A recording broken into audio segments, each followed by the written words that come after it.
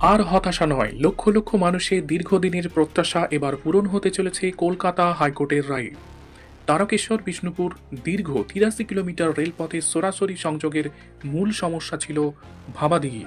সেই ভাবাদিঘির জট এবার কেটে গেল কলকাতা হাইকোর্টের রায়ে। কামারপুকুরে রেলচাই পক্ষের সদস্যদের প্রচেষ্টায় চাঁদা সংগ্রহ করে গত ১৭ই ফেব্রুয়ারি কলকাতা হাইকোর্টে একটি মামলা দায়ের করা হয়, আর সেই মামলাটি শুনানি হয় গত ৬ই মার্চ। আর এই ৬ তারিখে শুনানিতেই ভাবাদিঘির জট কেটে গিয়েছে। আর এই কামারপুকুরে রেলচাই পক্ষের সদস্যদের একটাই দাবি, দ্রুত ভাবাদিঘির সমস্যার সমাধান করে তারকেশ্বর থেকে বিষ্ণুপুর পর্যন্ত ট্রেন চালু হোক। এই দিনের শুনানিতে বেশ কিছু তথ্য উঠে এসেছে, যেমন হুগলি জেলা শাসকের নির্দেশেই জমি অধিগ্রহণ হয়ে গেলেও দীর্ঘ ৮ বছর ধরে কাজ বন্ধ রয়েছে। ২০২৩ সালের মধ্যে পুরো লাইন কমপ্লিট হয়ে যাওয়ার কথা ছিল, কিন্তু তা হয়নি।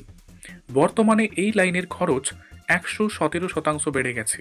এছাড়াও আরও জানা যাচ্ছে যে হুগলি জেলা পুলিশ রেল আধিকারিকদের কিন্তু সহায়তা ঠিকঠাক করছে না। হুগলি জেলা পুলিশ বিভিন্ন সময়ে বিভিন্ন অজুহাতে রেলকে নিরাপত্তা দিচ্ছে না। শুনানি চলাকালীন প্রধান বিচারপতি বেশ কিছু গুরুত্বপূর্ণ মন্তব্য করেছেন।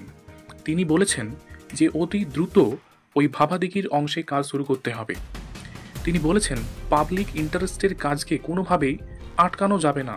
যেখানে ২.৫ লক্ষ মানুষ উপকৃত হবেন, সেখানে ২৫০ জনের জন্য কেন কাজ বন্ধ থাকবে? কোর্টের তরফ থেকে রাজ্য সরকারকে নির্দেশ দেওয়া হয়েছে তারা যেন পূর্ব রেলের সঙ্গে মিটিং করে সমস্ত কিছু ব্যবস্থা করে নেয় এবং দ্রুত ভাবাদিঘি অংশে যেন কাজ শুরু হয়।